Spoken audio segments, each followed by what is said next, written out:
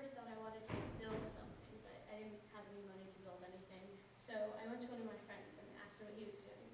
And he said that he wanted to learn Spanish. So I thought, I should learn the language too. So I decided to learn sign language.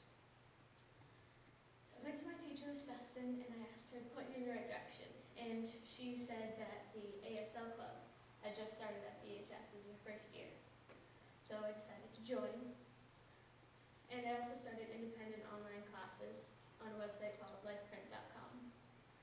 So at the ASL Club, we learned to sign, and we also learned a little bit about deaf culture. And while learning about deaf culture, this poem came up. And it says, Deaf Donald met Talkie Sue, but I was all he could do. So Sue said, Donald, I sure like you, but was all he could do. And Sue asked Donald, do you like me too? But was all he could do. Goodbye, Donald, I'm leaving you. But that was all he could do. And she left forever and never knew that what it meant I love you. And that sort of made me cry a little bit. So I tried to show this poem to all of my friends, but none of them liked it as much as I did.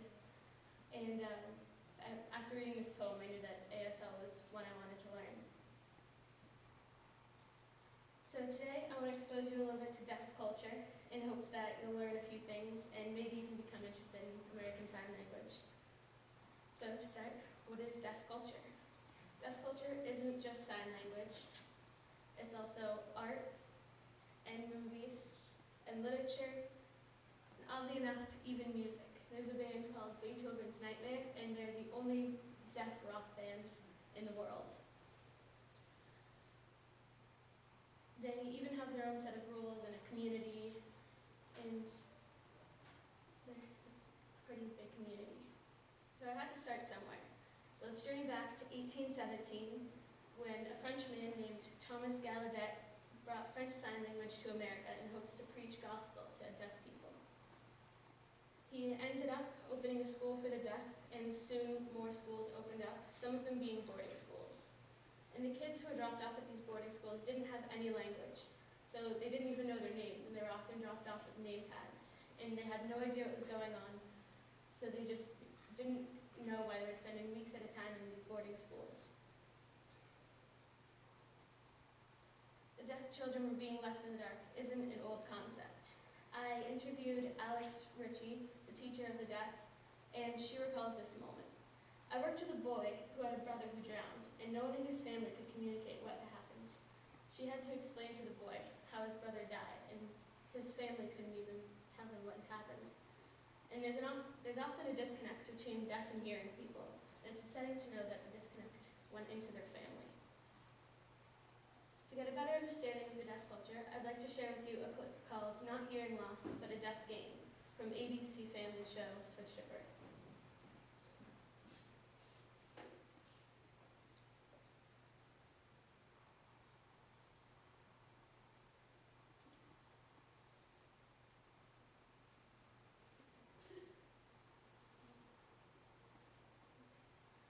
I'll just explain what the video said then. So it's a class that's taught entirely in sign language at a school that only signs.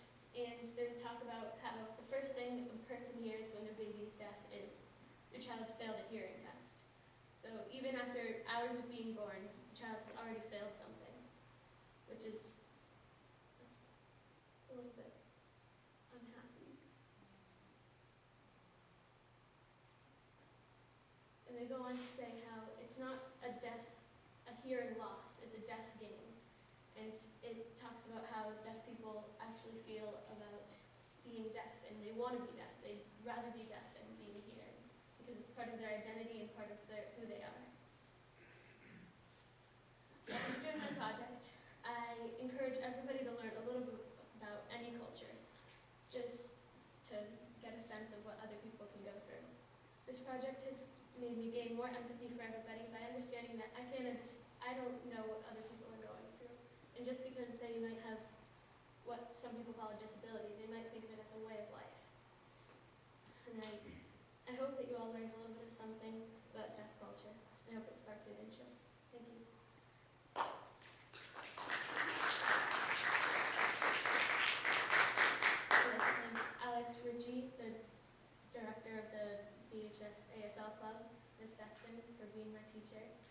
the ASL Club, my parents, and Ms. Rhodes for being my mentor. Thank you.